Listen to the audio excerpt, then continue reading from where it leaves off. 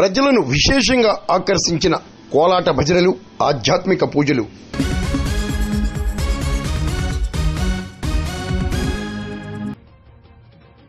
కాకినాడ జిల్లా మండల కేంద్రమైన పెదపూడి మైపు వీధి రామాలయ ప్రతిష్టా మహోత్సవాల్లో భాగంగా శనివారం రాత్రి కోలాట భజనలు, ప్రత్యేక పూజలు అంగరంగ వైభవంగా జరిగాయి. మరి మీరు దర్శించండి.